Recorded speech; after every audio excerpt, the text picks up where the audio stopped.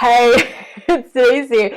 Today we're talking about having awkward money conversations with your clients.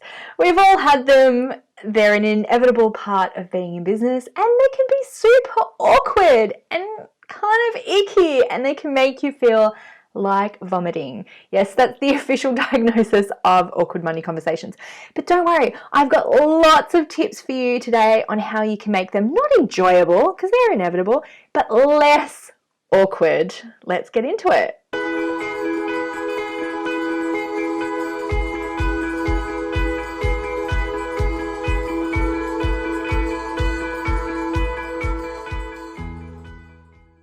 So I once said to one of my colleagues that I felt like being in business was just having to go through a series of awkward money conversations.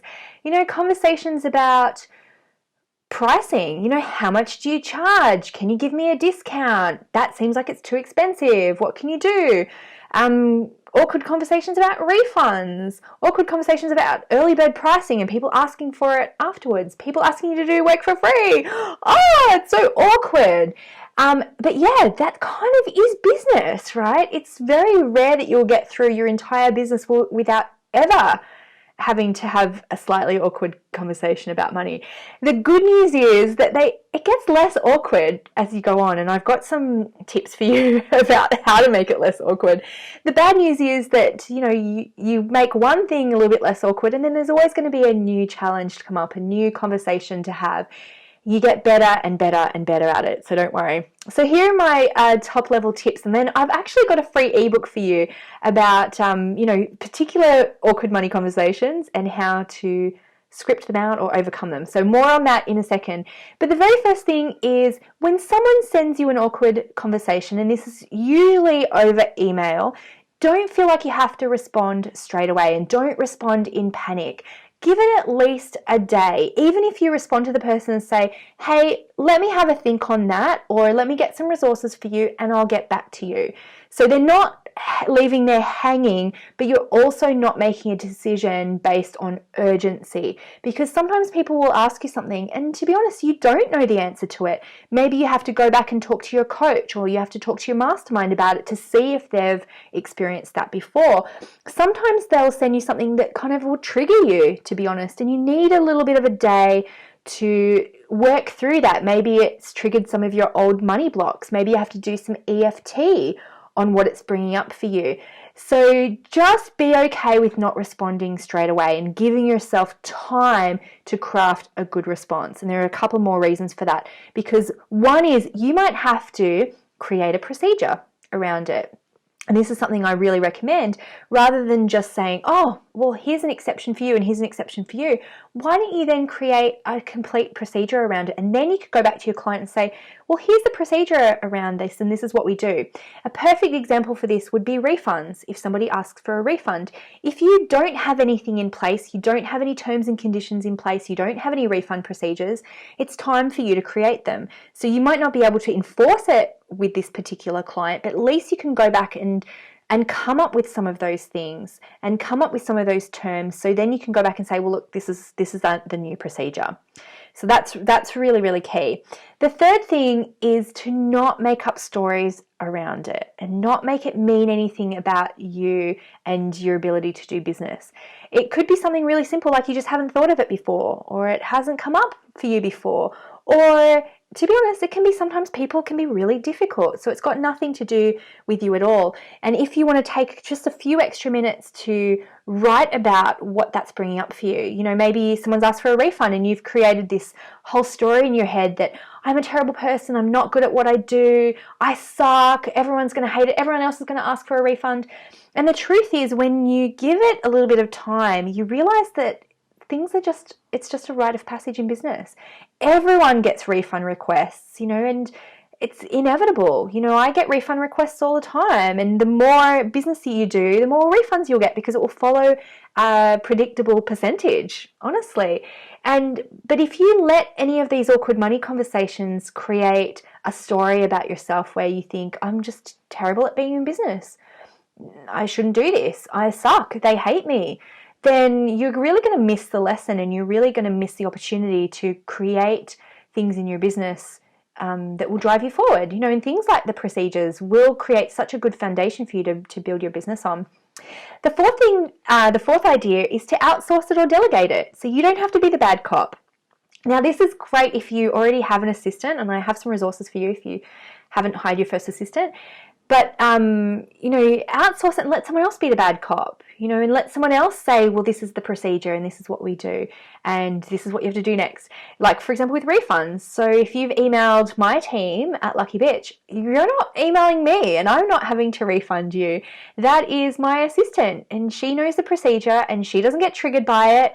She just does the procedure, and it means it's wonderful for me because I don't have to deal with it. We've got a procedure that we've agreed on, but I don't have to be the bad cop, and sometimes she does have to be the bad cop. If someone's asking, for example, for a refund outside the refund period, she has to tell them no, and that kind of sucks. So sometimes it is good to have, someone else in your business who can reinforce that. And if you haven't got an assistant yet, first of all, get one. But, you could ask your partner if they can be your finance officer, or if you really have to, make up a fake assistant. Lots of people have done that in their first year of business. I know I did, just to have someone else enforce the policy and someone else to be the bad cop. So, and that's going to make you feel so much better if you can outsource it or delegate it to someone else. What are we up to? Fifth thing to do is to script it out. And this is especially important if you're going to have one of those awkward money conversations on the phone. If you're on Skype, turn off your video and just say, look, let's just do this on audio because it helps, with the sound. Make up something if you want, but script it out. And I did this in my early days when I had to increase my prices, and I would script it out and I would read it out to my clients and say, just to let you know, my prices are going up on this X date, and this is a new package going forward, and blah blah. And I would just read it out word for word. I'd be nervous as hell, but I would read it out. And that's exactly what you can do, whether it's over the phone or on email. Have those canned responses and have it so it's very clear. You don't have to come up with it on the fly. And the more and more times you have these awkward conversations, you can just pull that out and send it, and that is going to make everything so much easier. Now, as I said, I've got a very free, amazing ebook for you where I go through, I don't know what we're up to now because we keep on adding, at least 30 awkward money conversations and the scripts that either I've used in my business or I've come up with for you, so you don't have to come up with those yourself. And feel free to model them, change the words here and there so it reflects you and your business. And remember, it's not legal or financial advice, so, if there's anything that you need to double check with your lawyer, or just make it work for your business, you can do that. And you can get that at luckybitch.com/awkward. Awkward! Because it's all about making those awkward conversations less awkward and just a normal part of your business. And I'll tell you about some of the scripts that we've already got in there, and as I said, we're adding them all the time because people keep on asking for them, or we deal with them in our own business. So I've just written some of them down. So for example, a customer asks for early bird pricing after the deadline's passed. How many times has that happened? A client misses a scheduled session. Now, that happens to everyone, but it's really good to have a process in place for that. And I've got a script and I've got some email scripts that you can use as well. A client turns up 20 minutes late for their hour and they still want their full hour. And someone cancels last minute. Someone's trying to negotiate your prices, asking for a discount, asking you to work for free, asking about what's your speaker's fee, asking you to donate your goods or services to charity. Maybe it's around scope creep, so a client asks you to do something that was more than what was agreed, or they're missing deadlines that's kind of pushing your project. Maybe they're asking for refunds for a service that they never used. They signed up for a certain amount of sessions and you never heard from them again. And then suddenly 2 years later, they're asking for a refund. All this stuff has happened to me in my business. It's going to happen to you in your business. So, make sure you download that free ebook at luckybitch.com/awkward. And we can make things a lot less awkward for ourselves in our businesses. Yay for that. So have yourself an amazingly lucky day. And here's to making those conversations way less awkward. Bye.